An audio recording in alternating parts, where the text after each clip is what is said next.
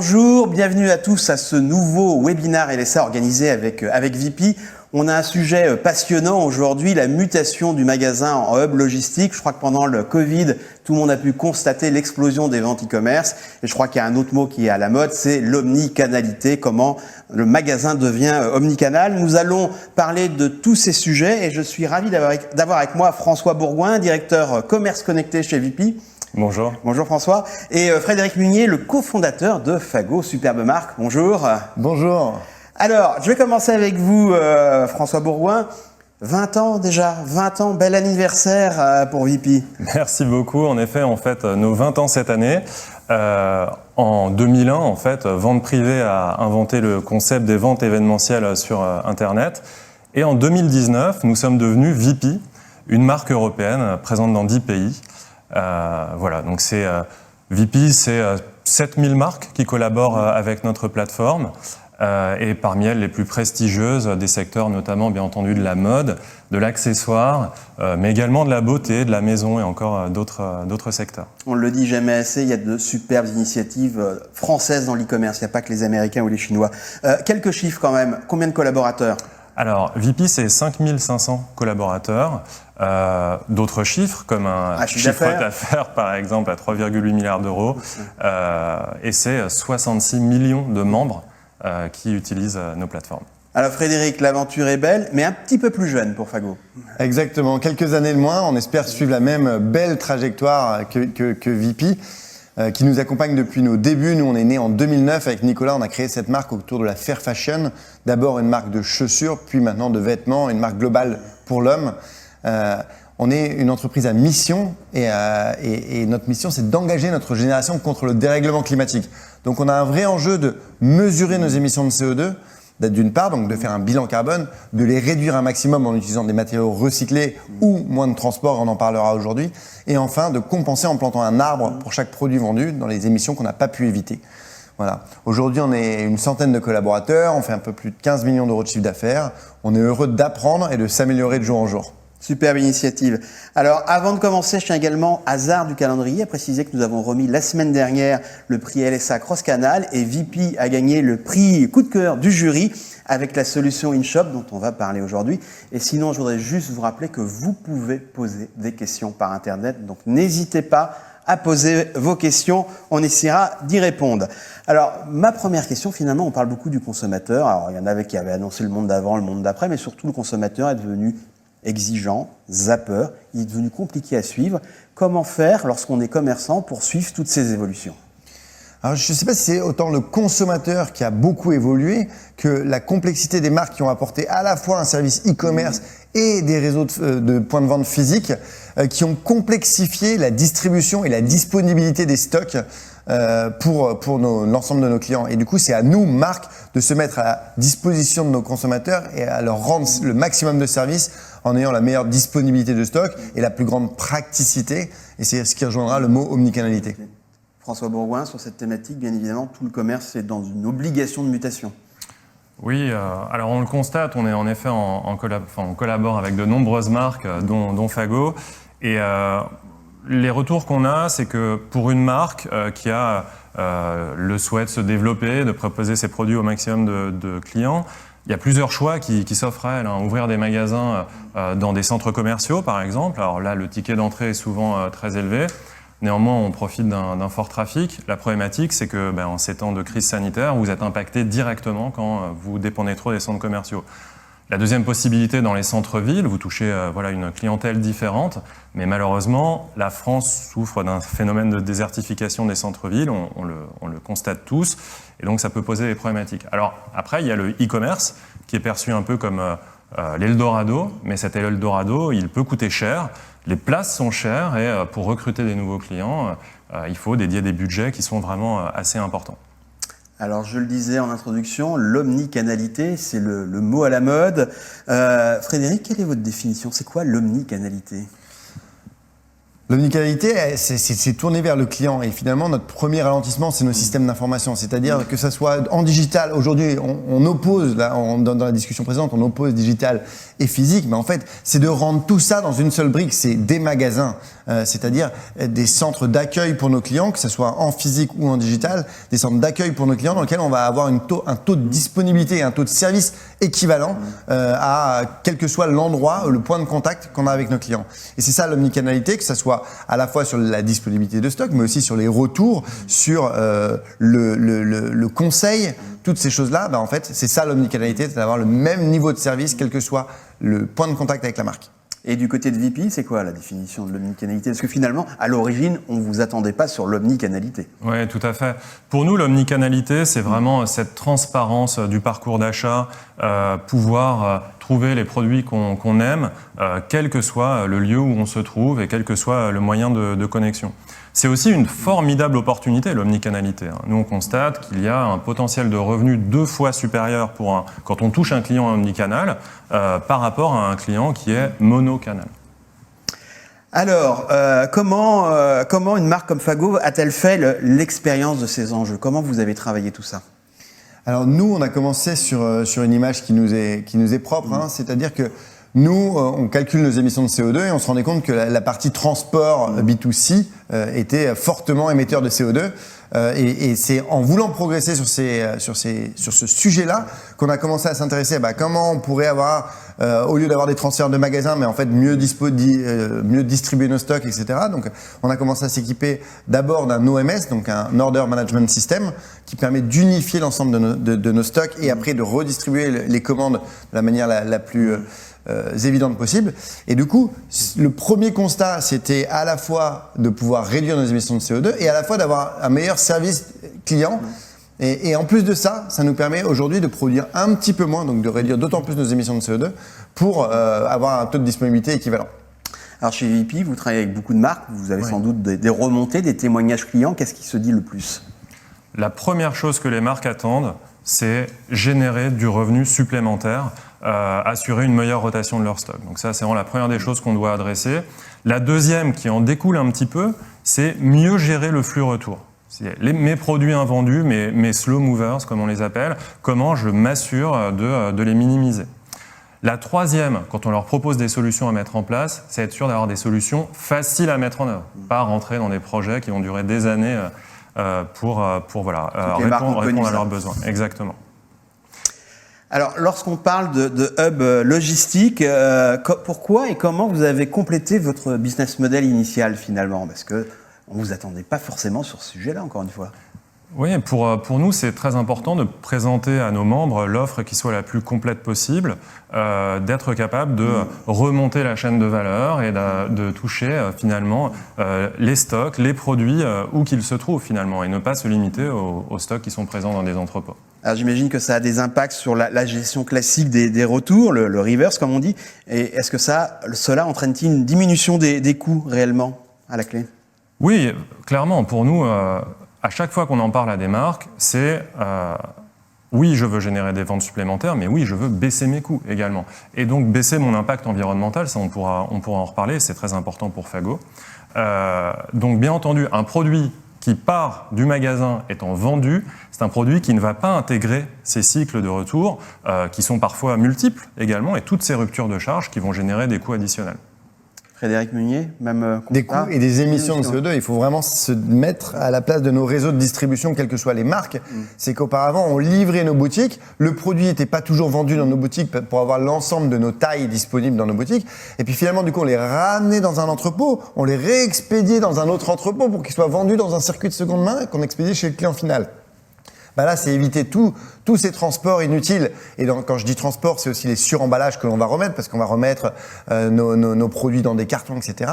Et du coup, si ça nous permet de faire ça, ça nous permet à la fois de gagner évidemment en coût transport, et je pense qu'il faut être très concret pour le dire, et à la fois, si on peut gagner, quand on gagne des deux côtés, c'est vraiment un match gagnant, quoi. Alors, si on rentre justement dans le concret, c'est une solution qui est complexe ou pas à mettre en place? Alors, La complexité va dépendre évidemment de tous les outils que vous avez déjà en place. Hein. Je ne m'engagerai pas pour les autres marques. Mais chez nous, ça a été très simple. On a été d'ailleurs très très bien accompagnés d'une part par le système qu'on avait déjà en place et puis d'autre part par les équipes de VP qui ont vraiment fait un travail remarquable pour nous accompagner parce qu'on nous on a un petit réseau, hein, une trentaine de boutiques, pour nous accompagner à mettre les solutions en place. Et aujourd'hui, on a pu même faire évoluer d'étape en étape, puisqu'au départ, je crois qu'on était sur des fichiers plats, donc des échanges Excel. Et puis finalement, on a pu monter en compétences pour être en système intégré avec des flux. Et ben ça c'est extrêmement bénéfique parce que ça fait gagner de la fiabilité et du temps. Donc non, je dirais pas que c'est complexe. Nous, on n'a même pas de DSI chez nous et on a réussi à le mettre en place avec 3 personnes qui bossent aux opérations chez nous, quoi. François Bourrouin, vue de VP, complexe ou pas complexe? En fait, ce témoignage, il est très intéressant parce qu'il n'y a pas une seule réponse. Au final, on est confronté systématiquement à des situations qui sont différentes, des tailles de réseaux différents, parfois uniquement français, parfois des réseaux européens. Et donc, c'est tout notre travail de trouver et de mettre en place les solutions qui vont faciliter la vie finalement des marques. Parce que finalement, les sources de stock, là on parle juste des magasins, mais elles peuvent être très multiples. On peut faire des ventes qui vont cumuler des stocks magasins avec des stocks entrepôts, mais également des stocks qui seraient présents chez des grossistes ou dans des grands magasins ou dans des magasins à outlet. Donc là, c'est vraiment notre travail de réussir, grâce au système qu'on a créé, donc InShop, à agréger ces stocks pour les présenter d'une façon unifiée. Alors là, on peut voir le slide qui passe avec la présentation rapide du schéma, mais les membres finalement sur VP vont commander les produits de façon totalement transparente, sans se rendre compte que le produit va venir d'un magasin ou d'un stock classique e-commerce. Oui, rentrez dans le slide un petit peu, expliquer les étapes pour les personnes donc vous qui pouvez ne voir connaissent pas. la première étape, donc les membres, comme je l'ai expliqué, se rendent sur une vente Fago, donc sur VP, choisissent leurs produits. La première chose qu'ils voient, c'est une offre très large, très complète. Donc déjà, c'est ça qui est important et c'est un vrai apport d'InShop, on pourra en reparler après. Ensuite, notre OMS, donc notre système de gestion de la commande, intègre finalement l'information de la vente et regarde quelle est la disponibilité des produits dans le réseau.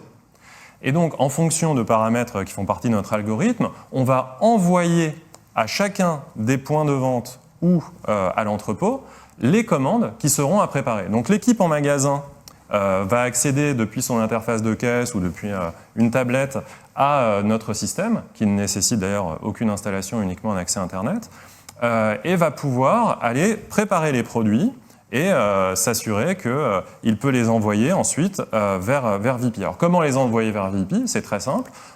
Il s'agit d'une préparation B2B, donc tous les produits sont intégrés dans un colis qui regroupe tous les SKU qui font partie de la préparation à effectuer. Nous les récupérons dans chacun des magasins, les agrégeons chez VP et les envoyons aux membres qui les reçoivent. Voilà, tout simplement. On a une vidéo, je crois.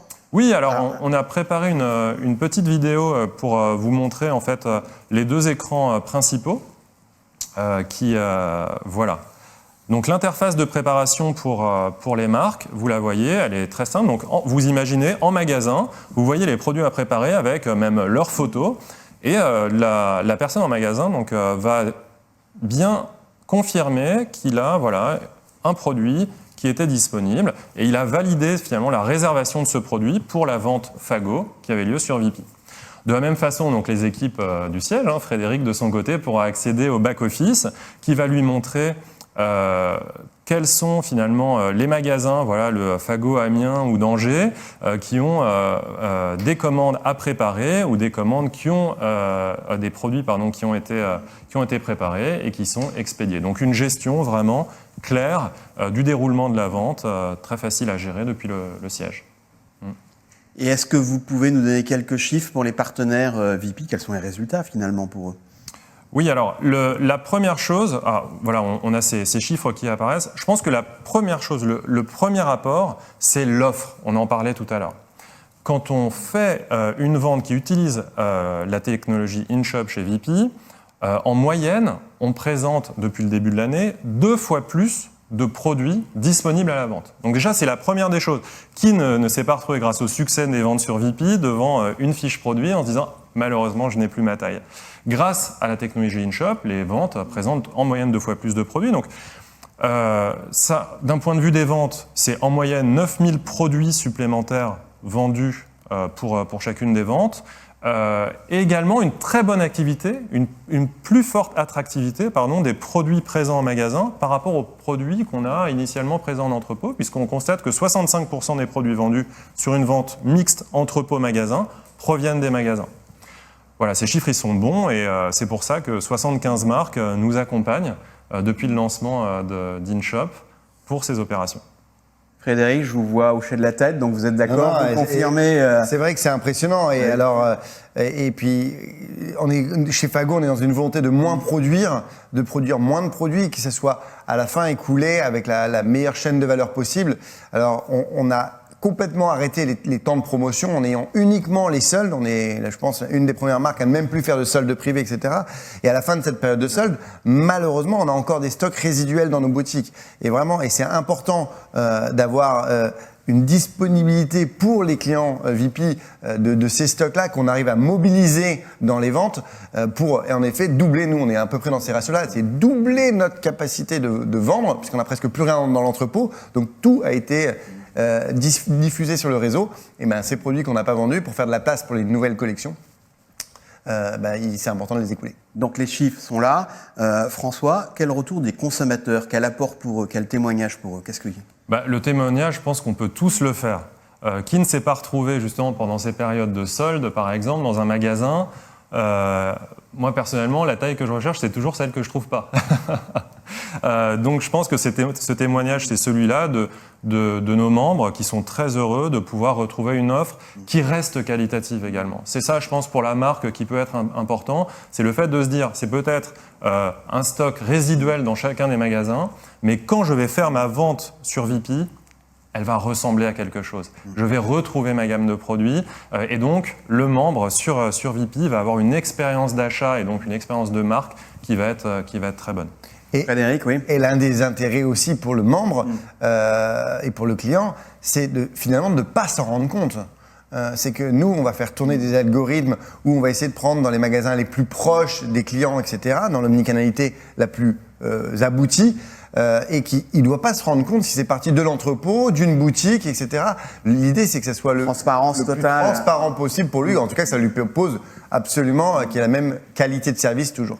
Alors, je vois Pardon, allez-y. Je voulais rebondir en fait sur ce point, et c'est vrai que toutes les marques ne sont pas au même niveau de maturité technologique, où par exemple Fago est plutôt bien avancé à ce Sans DSI, j'ai noté. Et plutôt tout le monde doit être dans la DSI. C'est comme la mission. Chez nous, la DSI doit être portée par tout le monde. Et de notre côté, en fait, on interagit beaucoup justement étroitement avec chacune des marques pour comprendre quels sont les seuils qu'on doit fixer entre la priorité qu'on donnera peut-être à l'entrepôt, peut-être à certains magasins. Et donc, c'est dans cette communication qu'on sait aussi ajuster les fonctionnalités de notre outil, parce que cet outil, on l'a créé en collaboration avec les marques. Les équipes de VP, les équipes InShop, se sont rendues au siège de nos partenaires, mais se sont rendues également en magasin pour voir comment se passait donc une vente, comment les équipes allaient pouvoir utiliser vraiment l'outil, qui est modifié régulièrement pour être efficace, facile à utiliser, apporter une vraie solution concrète, mais adaptée à chacune des marques. Ça a pris combien de temps d'ailleurs, question non préparée, ça a pris combien de temps pour travailler tout ça? En fait, ça date d'il y a plus de 2 ans, parce que je crois qu'on a la 4e session, nous on fait qu'une vente tous les 6 mois, je crois qu'on a la 4e session, donc ça fait un peu plus de 2 ans. Et de mémoire, on avait réussi à faire ça en 2 mois, c'était pas très long. Je crois qu'on pourra en parler tout à l'heure, mais le plus dur finalement pour nous, ça n'a pas été le développement informatique qui fait souvent peur, c'est d'aller mobiliser nos équipes sur le terrain, dans nos boutiques, pour leur dire pourquoi on fait ça, dans quel but et comment vous devez le faire. Mais encore une fois, on a été très très bien accompagnés par les équipes de VP qui ont fait des tests avec chacune de nos boutiques pour être sûr que le jour J, on soit prêt à mobiliser les équipes et finalement ça se passe aussi comme un ordre de retour entrepôt. Donc les équipes sont habituées à en faire et du coup ça va relativement vite. C'est un point sur lequel je rebondis parce qu'il est vraiment très important en effet pour nous.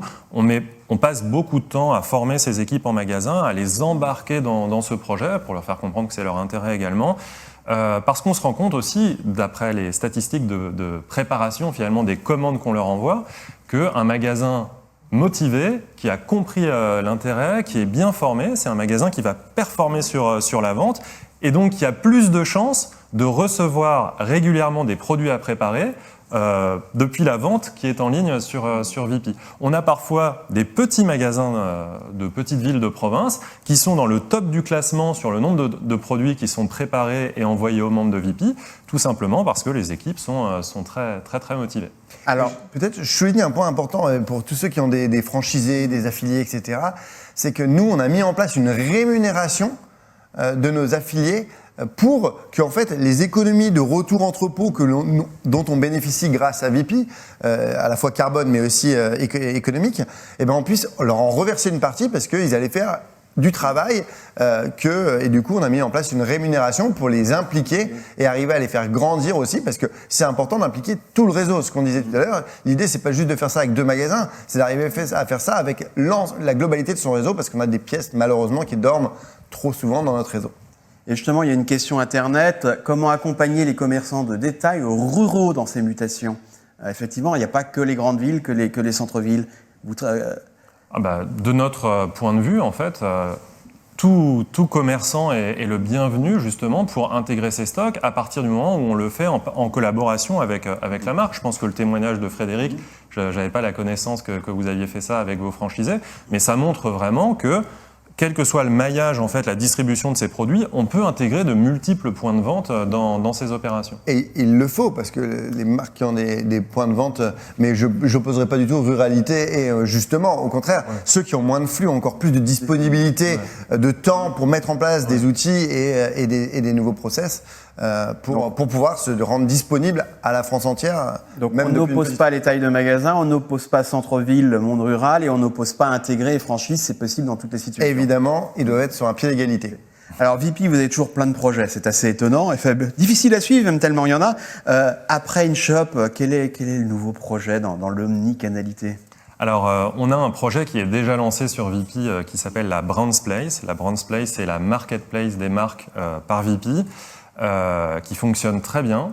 Mais aujourd'hui, la Brands Place n'est pas connectée à cette technologie InShop. Donc ça, c'est pour nous une des prochaines étapes, c'est de réussir à connecter ces deux technologies pour qu'une marque qui sera présente toute l'année sur notre Brands Place puisse envoyer, si cela n'existe pas de son côté via un OMS comme vous l'avez intégré, mais pour pouvoir envoyer du flux de commandes en magasin. La deuxième chose de notre côté, c'est l'expédition directement aux membres par le magasin, dans une préparation B2C. Vous l'avez vu dans le flux, aujourd'hui on est sur une préparation B2B qui est plus simple à gérer pour les magasins et qui permet aussi de préparer plus de pièces par jour. Demain, une fois que la Brands Place sera connectée à InShop, on pourra imaginer envoyer un flux récurrent, régulier, plus faible dans chacune des boutiques, qui dans ce cas-là pourrait être amené à envoyer les colis directement aux membres. Alors une question pour Fago, donc pour Frédéric Meunier. Les volumes augmentent, ça a été dit, c'est une très bonne chose, mais vous êtes une marque responsable, vous donnez des missions. Et j'ai l'impression qu'il n'y a pas juste l'intérêt des volumes, il y a d'autres intérêts à la solution InShop, parlons environnement.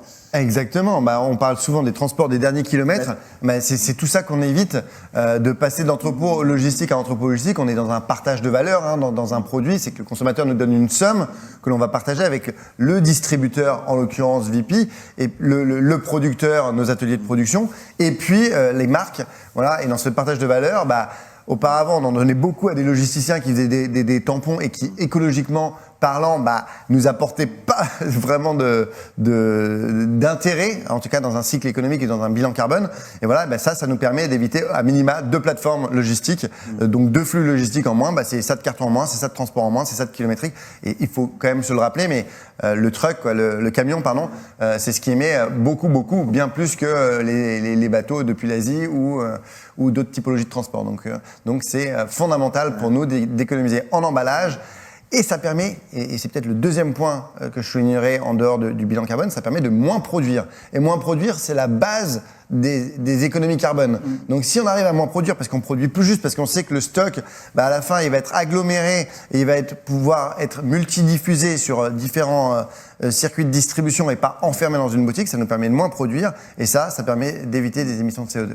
François, j'imagine que vous êtes ravi d'entendre ça, parce qu'effectivement, l'impact carbone est important. Ouais, quel beau témoignage. Il n'y a pas de plus beau témoignage que celui-là pour nous. La réduction de l'impact environnemental, c'est vraiment au cœur de nos préoccupations. On a signé cet été d'ailleurs la charte d'engagement pour la réduction de l'impact environnemental du commerce en ligne. Voilà, grâce à InShop, on espère, et grâce à ces témoignages qui nous montrent qu'on tape juste, on espère contribuer en tout cas à une production plus juste, à un meilleur écoulement des produits en évitant de trop nombreux transits. Alors, on a un auditeur qui pose une question, vous voudrez peut-être un chiffre, je ne sais pas si c'est possible. Les économies carbone sont-elles significatives? Vous avez dit oui, mais est-ce qu'il est possible de les chiffrer ou pas? Alors, on est en train de le faire chiffrer, justement, puisque pour nous, c'est un vrai avantage d'utiliser cette solution, et on veut avoir des chiffres qui soient des chiffres concrets à présenter. Alors, moi, je pourrais répondre de manière peut-être un peu plus précise sur les produits Fago. En tout cas, je ne parle que pour Fago. 70% des émissions de CO2 correspondent à l'intrant des matières premières. Et dans les réductions qu'on va pouvoir éviter, donc on va pouvoir éviter la production, donc ces fameux 70%, donc peut-être une partie de production inutile qui ne générerait pas de la valeur. Et puis de l'autre côté, on va réussir à économiser en transport, comme on le disait. Et les transports, aujourd'hui, chez Fago, en tout cas, c'est 11% de nos émissions de CO2. Transport et emballage, c'est 11% de nos émissions de CO2. Et là-dessus aussi, on va pouvoir gratter. Alors, je ne vous dis pas qu'on va gagner 70% d'un côté et 11% de l'autre, mais en tout cas, on va pouvoir gagner un petit pourcent, etc. Et c'est en avançant comme ça que nous, en 10 ans, on a réussi à réduire de plus de 50% de nos émissions de CO2. Voilà. Et c'est pas toujours le cas quand en plus on fait des économies d'argent. Et donc soulignons-le parce que c'est vraiment positif quand on présente en général même à des grosses sociétés à la fois des économies d'argent et de CO2. Là on a tout gagné et donc c'est positif. François, comment ça se passe avec vos clients, vos partenaires? Est-ce que c'est la cerise sur le gâteau? C'est-à-dire qu'ils viennent d'abord pour les volumes et en plus il y a le développement durable, le bas carbone? Ou est-ce que j'ai envie d'être optimiste, j'ai envie d'y croire? Est-ce que c'est un élément clé de départ? Ils se disent c'est une solution écologique. De toute façon, il faut que les entreprises soient responsables. Je pense que ce point, il est fondamental chez tous nos partenaires. Vraiment, il fait partie des discussions. Malgré tout, le point le plus important, c'est de générer un incrément de vente. Mais comme le disait Frédéric, mieux vendre, c'est aussi mieux produire, et c'est donc moins produire de CO2, tout simplement. Donc j'ai envie de dire que tout ça est lié. On ne peut pas se dire qu'il y a une priorité en premier au fait de mieux vendre, puisqu'on a la compréhension que ces éléments sont intrinsèquement liés. Alors, je l'ai dit tout à l'heure en introduction, VP, société française, bravo, il faut le dire. Mais vous êtes présent dans de nombreux pays en Europe. Est-ce que InShop peut se déployer dans d'autres pays européens? Alors, jusqu'à l'année passée, InShop était présent uniquement sur le territoire hexagonal, mais nous accélérons sur l'international cette année, avec pas mal de succès d'ailleurs. Des premières ventes qui ont eu lieu en Espagne, en Italie, en Allemagne également. Donc notre souhait, c'est vraiment d'expliquer ce modèle à nos partenaires marques sur ces territoires. Il y a une très forte attractivité du modèle sur ces pays, notamment sur l'Espagne depuis le début de l'année. Les autres sont en train de suivre. Et on met en place également les équipes, on en a parlé, on accompagne les marques. Pour accompagner les marques, il faut qu'on soit en capacité d'avoir des équipes qui parlent leur langue, qui leur expliquent le modèle, qui savent former les personnes en magasin. Ça prend un petit peu de temps, mais le succès est là, au niveau européen, dès cette année. Alors, je vois qu'il y a déjà plusieurs questions d'Internet, des auditeurs. Je vais prendre quelques questions. La marque doit-elle immobiliser du stock dédié en magasin pour faire une vente avec VP?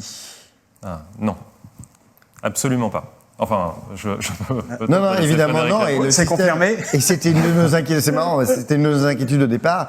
Et le système est assez bien fait pour avoir un petit stock tampon et une actualisation des stocks pendant les 3 jours ou de la durée de la vente à peu près, ou 4 jours de la durée de la vente, pour avoir une actualisation régulière des stocks, pour décrémenter les stocks qui ont été vendus pendant ce temps-là dans la boutique. Donc en effet, il n'y a pas besoin d'immobiliser des stocks. L'activité de la boutique continue comme d'habitude.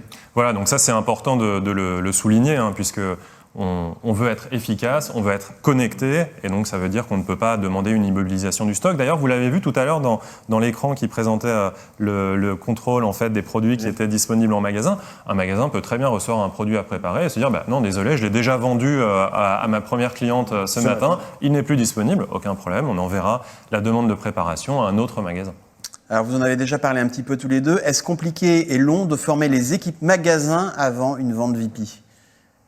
Alors, de notre côté, on a une moyenne de temps de formation des équipes en magasin qui est entre 1 à 2 heures. Donc pour nous, c'est vraiment plutôt simple. Maintenant, est-ce que c'est long ? Oui, en fait, je pense que c'est une histoire qui ne doit jamais s'arrêter, puisque les équipes en magasin sont renouvelées régulièrement, puisqu'on intègre de plus en plus de marques, de plus en plus de réseaux, et au niveau européen. Donc pour nous, c'est vraiment un effort qui doit continuer sur la durée, et c'est pas un one-shot en se disant « Fago, c'est bon, c'est fait, on passe à autre chose ». On doit toujours rester disponible pour aider à former les équipes en magasin. Et je suis ignoré que l'interface que j'ai dû utiliser une fois en urgence dans une boutique est très très bien faite de VP pour justement que ce soit d'une fluidité incroyable, parce que c'est une plateforme dédiée dans laquelle on vous demande de préparer les commandes, et c'est vraiment comme mettre des articles dans un panier sur un site e-commerce, quoi. Alors, est-il possible de faire une vente in-shop avec un distributeur et non pas une boutique en propre ? Oui, alors on en a parlé tout à l'heure par rapport aux franchisés, mais c'est vrai que de plus en plus, on voit un intérêt de certaines marques à mixer les canaux. Parce qu'on se dit finalement, au départ, je veux vendre ce que je contrôle, ce que j'ai vendu déjà par ailleurs ou laissé dans d'autres réseaux, là finalement va vivre sa vie. Ben non, finalement, on regroupe grâce à InShop différentes origines de stock, et c'est vraiment un des intérêts de la solution. Et pour répondre à la question, on va le tester normalement sur le prochain InShop, où justement on a des détaillants qui sont en ce qu'on appelle une forme d'affiliation, c'est-à-dire des corners chez des détaillants, donc chez des distributeurs, et on va pouvoir les intégrer puisqu'on a une vision sur leur stock, etc., en leur demandant de la même manière et en les rémunérant de la même manière pour qu'eux aussi soient gagnants dans cette opération. Mais n'est-ce pas là une grande évolution ces dernières années ? Moi, j'ai connu le retail, le commerce, où ils voulaient tout faire toujours tout seul, chacun de son côté, et on arrive finalement à une autre époque où tout le monde se rend compte qu'on ne peut pas tout faire. Et c'est l'époque des partenariats. Il suffit d'aller dans les hyper, il y a de plus en plus de corners, d'autres enseignes dans un hyper. On arrive vers une époque de partenariat où il faut trouver le bon partenaire qui, lui, est l'expert de cette solution, plutôt que Alors, faire ça. je pense que... Alors, il y a toujours ce conseil qui est très très important et personnel à chacun, mais une boutique chez Fago, c'est 2000 pièces en stock. Donc, vous avez que 2000 pièces en stock. Demain, en ayant ouvert tous les stocks, c'est 250 000 pièces que vous avez de disponibles dans une boutique. Et bien c'est pareil avec les distributeurs. Et c'est pour ça qu'ils ont un intérêt à l'avoir. Un gros magasin multimarque chez nous, c'est 200-300 pièces de Fago qu'il va avoir de disponibles, dans lesquelles il y aura des trous de taille, etc. Et demain, si on arrive avec des partenariats comme ça avec nos distributeurs ou comme le fait VP avec des fournisseurs comme Fago, et ben on va réussir à avoir une disponibilité de stock maximale et du coup aussi de l'aider à mieux gagner, à mieux vendre, à avoir un service de disponibilité meilleur pour ses clients et du coup un taux de satisfaction meilleur. Et je pense que c'est ça que veut faire VP à travers ses fournisseurs, c'est d'avoir une offre catalogue, tu en parlais tout à l'heure, vraiment très grande. Avec une grande exhaustivité de l'offre, c'est vraiment ce qu'on recherche. Et sur cette thématique du partenariat, de l'expertise, aller chercher les meilleurs sur chacun des problèmes. Après, c'est sûr que VP reste un incontournable, je pense, ou l'incontournable pour les ventes de produits de mode, d'accessoires sur Internet. Ce qu'on veut vraiment faire, c'est produire de la qualité et une belle expérience de marque sur notre plateforme. Je pense que, en plus que les marques, que le nombre de produits vendus, ce que les marques viennent chercher, c'est cette belle expérience pour nos membres. Et quelle que soit l'origine du produit, d'avoir le contrôle pour Frédéric, de savoir à quelle date ouvre la vente, comment va être mon bandeau, ma bannière, mon espace, quels sont les produits que je vais mettre en vente. Ensuite, l'origine du produit, d'où il va venir, ça, on s'en occupe. Alors si je veux résumer, vous me dites si j'oublie un mot, simplicité, des ventes, donc du volume, et en plus c'est écolo, dans le bon sens du terme. C'est ça, économie carbone, et nous, ça nous permet de produire moins. Et vous travaillez avec combien de marques pour InShop? Donc 75 marques, ce chiffre est en croissance. D'ailleurs, une stat qui est intéressante de partager, c'est que quand une marque test in-shop, on a 70% de chances de la retrouver avec une opération in-shop pendant la même année. Donc ça, pour nous, ça nous montre qu'il y a un vrai intérêt à renouveler l'expérience pour une grande majorité des marques qui la testent. Et on est plutôt content de ça. Et quelqu'un qui veut commencer, j'ai un petit peu posé la question tout à l'heure, ça va lui prendre combien de temps pour se lancer ? En fait, ça ne lui prendra pas plus de temps que sur une vente normale. Donc je pense qu'un maximum de 6 semaines, c'est ce à quoi il faut s'attendre. Pas de développement informatique à prévoir, donc pas de coûts structurels, juste de la formation, de la préparation de la vente en amont entre les équipes. Multisectoriel, tous les types de produits sont concernés. Tout à fait. Alors aujourd'hui, on s'est vraiment concentré sur le fashion, la mode et l'accessoire. Mais en effet, tous les types de produits sont concernés, avec parfois des problématiques par rapport à la taille des produits, etc. Chaque secteur est différent, mais on avance très rapidement sur de nouveaux secteurs. Peut-être une autre stat intéressante, c'est que nous, on a réussi à réduire de 85% nos retours de nos boutiques, notre reverse logistique.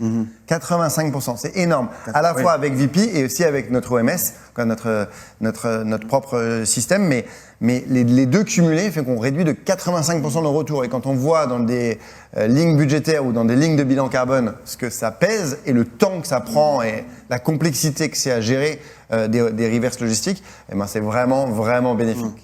Mais je reviens sur la formation magasin. Comment ça leur a été expliqué ? Vous avez fait une grand-messe, comment vous avez managé ça pour dire effectivement à un directeur d'une boutique, il faut y aller, c'est ça, c'est l'avenir ?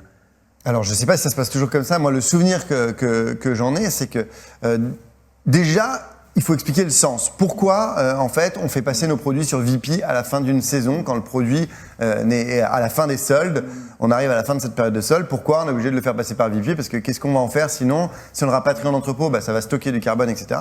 Donc déjà, c'est le sens de l'action de passer à la fois sur VP. Et pourquoi on leur demande de préparer ? Si on leur demande de préparer pour s'éviter plein de trajets, ils vont comprendre d'autant plus le sens de cette action. Et après, c'est comment on le fait. Et alors là-dessus, c'est incroyable. Vraiment, encore une fois, ça serait bien de revoir l'interface, mais cette interface, elle est d'une facilité assez incroyable et limite, elle est plus simple, si je peux me permettre, en critiquant mes propres équipes, mais elle est plus simple que mes propres fichiers de retour, quoi.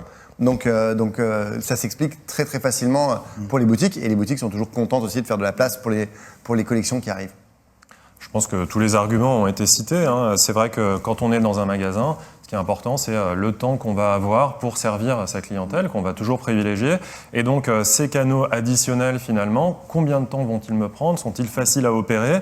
Et est-ce qu'ils vont répondre à mon besoin, en effet, de faire rentrer la nouveauté pour générer de l'attractivité dans ma boutique pour les clients et les clientes que je vais servir au quotidien ?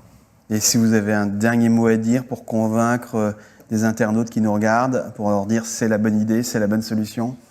Je pense que les chiffres parlent d'eux-mêmes. Une belle expérience de marque, un stock multiplié par 2 par rapport à une vente classique, une attractivité des produits plus forte que les produits qu'on aurait habituellement qui sont présents en entrepôt. Je pense que c'est... Et le témoignage de Frédéric, pour moi, que je remercie beaucoup d'ailleurs d'avoir fait le déplacement depuis Nantes pour venir aujourd'hui avec nous. C'est vraiment pour nous le plus grand témoignage qui puisse exister. Et moi, je rajouterais un avantage fondamental pour les marques qui nous écoutent, c'est que même si vous n'êtes pas encore prêt, c'est que vous allez mettre le pied dans l'omnicanalité grâce à ça. Donc grâce à une solution VP, vous allez pouvoir mettre le pied dedans, et je pense qu'on n'aura plus le choix. Nous, on a un tout petit réseau de magasins, 30 magasins, c'est tout petit, mais pour des grands réseaux, c'est un moyen de commencer à un endroit. Et je pense que c'est une très bonne première pierre pour amener justement les équipes, les systèmes, la manière de penser vers de l'omnicanalité la plus totale qui sera inévitable à horizon 3 ans. Alors, et pour terminer, j'ai du mal à ne pas poser la question systématiquement à un commerçant lorsque je les vois, qu'ils soient physiques ou Internet. Finalement, comment ça va ? Est-ce que vous êtes optimiste pour la fin de l'année ? Oui, toujours. C'est bien. Et VP, j'imagine que ça va bien également. Ça va très bien, merci. Donc voilà. Écoutez, merci beaucoup de nous avoir suivis. Je vous rappelle que cette émission est visible en replay et que vous pouvez aussi conseiller à certains de vos confrères, collègues, de regarder ce webinaire. Merci à vous, merci à tous les deux. Merci Yves. Et à bientôt. Au revoir.